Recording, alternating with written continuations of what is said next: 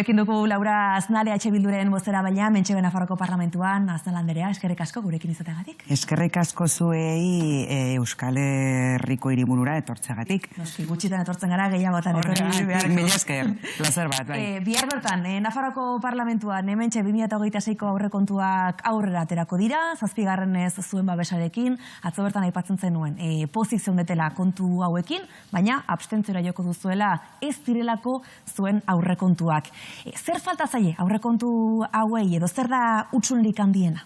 Bueno, gauza asko falta dira. Nik beti errepikatzen dudan moduan pozik gaude ze gure eragina Nafarroako kontuetan gero eta handiago delako, hori onartu behar dugu, aurrera pausoak bai daude, bai, eta alde batetik pozik, baina beste aldetik gure kontuak ez dira gehiengoa izango bagenu, beharrezkoa den gehiengoa izango bagenu, kontuak ezberdinak izango ziren. Guk uste dugu ambizio gehiago beharrezkoa dela, batez ere dauzkagun erronkei aurre egiteko, bizi garen egoeran, esan bezala, ambizio handiago beharrezkoa da, eta bai fiskalitatean, bai osasungintzan, bai etxebizitza politiketan, bai hizkuntz politiketan lan handiago eta ausardia handiago beharrezkoa da. Eta alderantziz, zein izango zenuke dela Euskal Herria Bilduren ekarpenik handiena aurtengo aurrekontuetan? Zeinek izan diren ekarpen? Beti bezala guk, nik uste dut, guk ekarri ditugula jendearen beharrak, jendearen keskak gure negoziaziora. Zer esan nahi du horrek Nafarroan kezkarik handiena, Nafarron kezkarik handiena momentu honetan etxe bizitza da. Horregatik egin ditugun ekarpenak pentsatzen dugun estrategikoak diren gaietan zentratu ditugu, etxe bizitza politiketan, osasungintzan, hezkuntzan, trantsizio ekologikoan, hizkuntz politiketan, eta pozik gaudez etxe bizitzaren inguruan asko lan egin dugu legegintzaldi honetan, eta egin ditugun ekarpenak oso garrantzitsuak dira, alokairua prezioak murrizteko, landa eremuan politika publikoak garatzeko, ze batzutan ahazten da landa eremua eta hori oso garrantzitsua da Nafarroa osoan, eta hizkuntz politiketan, nola ez, mugarriak diren neurriak adostu ditugu gobernuarekin, esate baterako A, B eta B1 mailak doakoak izanen dira, helduentzako, helduen euskalduntzean neurri batzuk adostu ditugu ere oso garrantzitsuak izanen direla, eta nik esango nuke oso garrantzitsua eta oso pozgarria da lortu dugula pentsioak duintzeko bidean, lortu ditugu gutxieneko pentsioak 1.100 euroko pentsioak lortu ditugu, eta nik uste dut hori balioan jarri behar dugula. 7. lortu duzue akordioa Nafarroko gobernuarekin, Euskal Autonomia Erkidegoan bien bitartean irudia oso desberdina da, bai Eusko Legebiltzarrean baita foru aldundi desberdinetan ere. Zein da desberdintasuna Nafarroan hemen bai akordioa lortzeko? Alde batetik dauzkagun gehiengoak. Hemen gehiengoak ezberdinak dira. Hemen zorionez Euskal Herria Bildu beharrezkoa da politika ezkertiarrak, politika progresistak garatzeko. Eta hori da parlamentuaren jokua, gehiengoen jokua. Horregatik hemen daukagun papera funtsezkoa da aurrera egiteko. Eaen gertatzen dena beste gehiengoak daudela, eta nik espero dut hori laster aldatuko dela. 2025 amaitzear dela, esan daiteke aurtengo Nafarroko jarduera politikoa hein handi batean ustezko ustelkeria kasuek markatu dutela. Gaur gaurkoz, mahai gainean duzuen informazioarekin uste duzu Maria Txibiteren gobernuak behar bezala jardun duela? Ezagutu genuen txosten bat, Ukoren txostena, eta horrek kezka sortu zuen Nafarroako politikan ere. Horregatik sortu zen hemen Nafarroako parlamentuan ikerketa batzordea. Nik esango nuke bere fruituak ematen ari dela ikerketa batzordearen lana. Azken egunotan agerraldi oso garrantzitsuak daude, hemen ikerketa batzordean.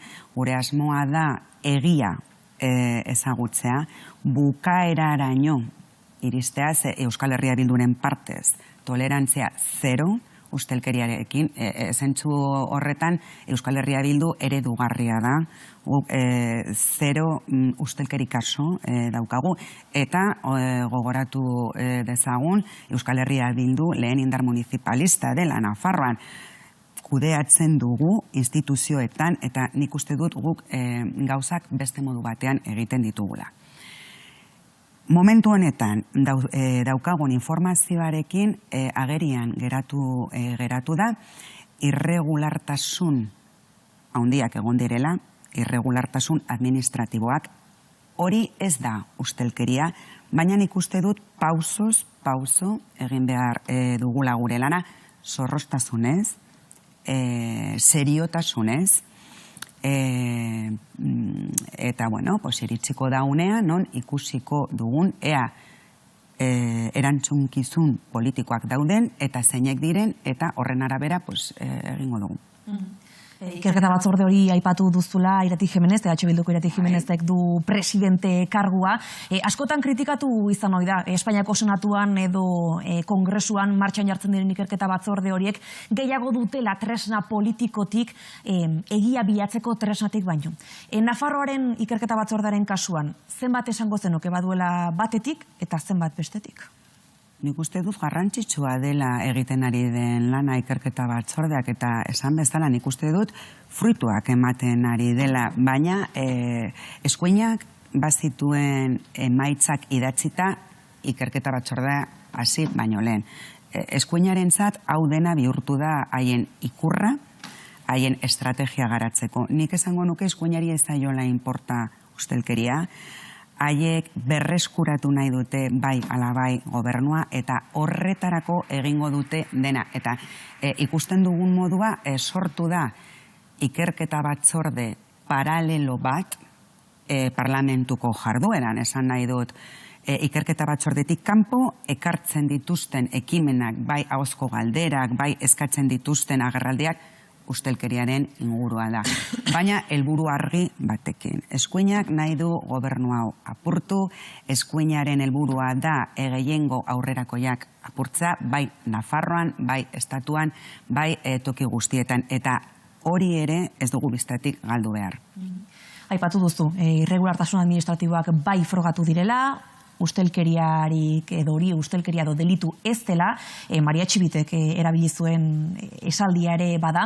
Nola aldatu du honek guzti honek edo ze puntutan utzi du EH Bilduren harremana PSN-erekiko azken hilabetetan gertatu denak? Esan bezala gure lankidetza egonkortu egin da, hori oso positiboa da, ze batez ere jendeak irabazten du lortzen ditugun akordioekin, nik uste dut agerian geratu dela azken urteotan, eta gure harremana normalizatu egin da, guk hitz egiten dugu egunero, ze parlamentu honetara etortzen dira legeak, proposamenak, elkarrekin lan egin dugu azken urteotan, baina horrek ez du esan nahi Euskal Herria Bildu zorrotz izanen dela eta exigentea izanen dela ustelkeriaren inguruan edo ustezko kasuen inguruan, zorrotz lan egingo dugu eremu guztietan. Esan nahi dut, bai ikerketa batzordean, bai parlamentu honetan,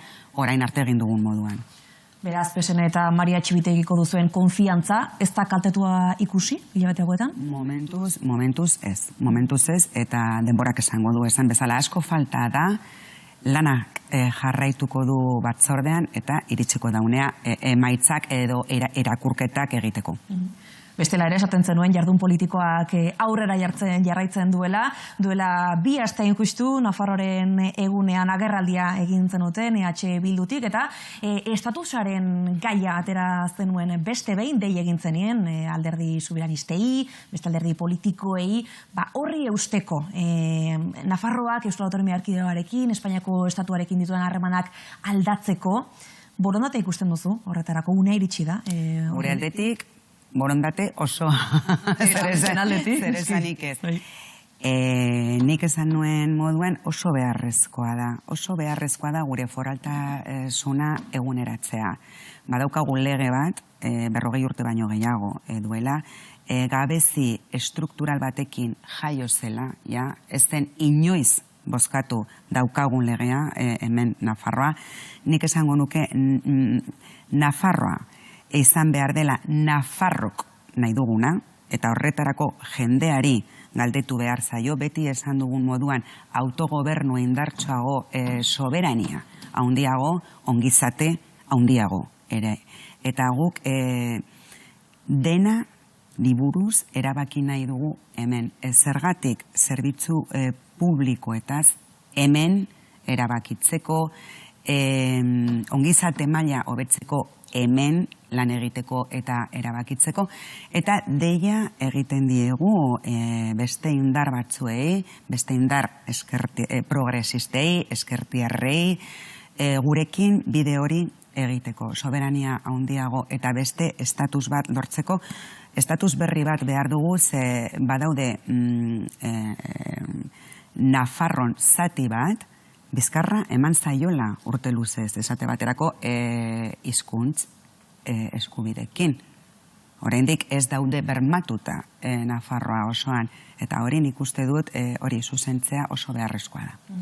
Berala hitzengo dugu euskararen gainean, baina hemen erabakitzeko aipatu duzula, eskumenei buruz ere galdetu nahi dizu, eta 78aren eskualdatze hori da berretsi da, beraz itzuliko da trafikoaren eskumena. Nafarroako gobernuak alare konpromisoa hartu du, lan eta gizarte segurantzako ikuskaritzarekin ere, aurrera pausoak emateko, trafikoaren eskumenarekin tarratu duten guztia ikusita, baikor zarete, zentzurretan. Bueno, errealistak gara eta baikorrak ere, baina kontuan hartu behar dugu hau dena luzatzen da asko.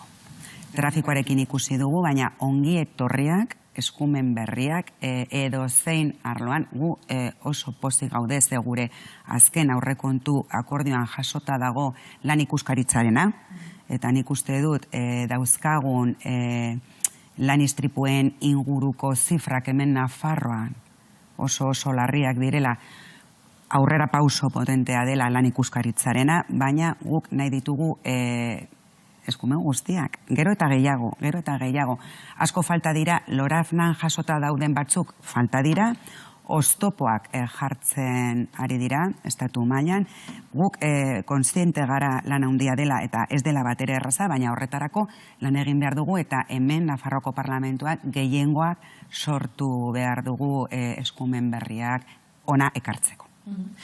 Euskara ere aipatzen zenuen, duela aste batzuk, hilabete bat eskas, Euskararen legearen modifikazio egiteko eskaera egin zenuten, azkenean etzen aurrera atera.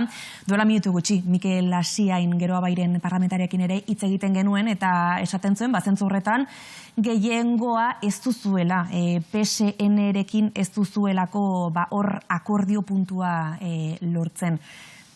Eskua aldatze horiekin zenuen baikortasuna, Euskararen kasuan mantentzen duzu, edo nola ikusten duzu dagoela erronka hori?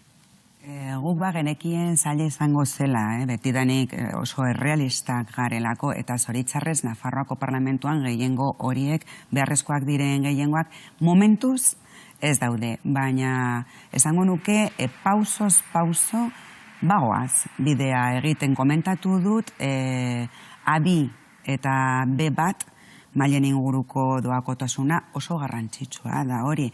Euskal Herria Bilduk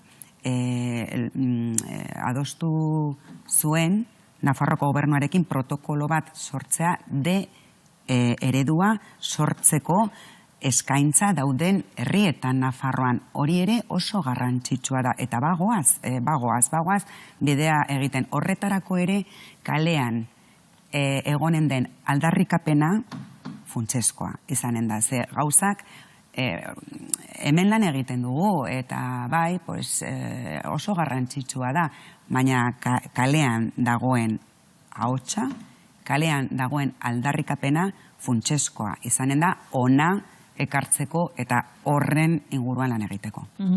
Euskara bakarrik ez, bestelako erronkak ere baditu Nafarroak hurrengo urtera begira, despoblazioa, industria edo etxebizitza besteak beste.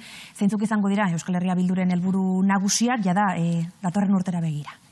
Bueno, Euskal Herria Bildutik beti bezala saiatuko gara ekarpenak egiten, beti jendearen keskak esaten nuen moduan eta jendearen lehentasunak gure negoziazioetara ekartzen, oso erronka potoloak ditugu aurrean, komentatzen duzun moduan osasungintzaren legea, oraindik ez da etorri, industriaren legea, despopulazioaren kontrako legea, badaude oso lege garrantzitsu batzuk, legegintzaldi hau bukatzeko falta da, oraindik, batzutan ematen duia dena eginda dagoela eta Laster kanpainan sartuko garela, baina hori ez da horrela, asko falta da, lan handia daukagu aurretik, eta Euskal Herria Bildutik beti jarrera eraikitzaile batekin lan egiten jarraituko dugu.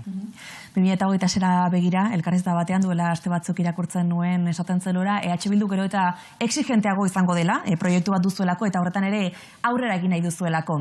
EH Bilduren aldetik beraz jarrera aldaketa bat ikusiko dugu, edo zer esan nahi zenuen, zehazki exigenteago izate horrekin?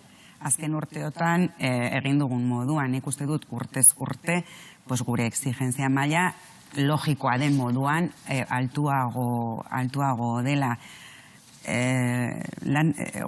Saiatzen gara beti ambiziorekin lan egiten, ze oso beharrezkoa izanen da, eta ikusten ditugun gabeziak gobernuaren jardueran, zentzu honetan ekarpenak egingo dugu, bai. EH Bilduren bozeramailea Nafarroko Parlamentoan, Laura Aznal, mila esker gurekin izateagatik. Eskerrik asko zuei, eskerrik asko. Nafarroko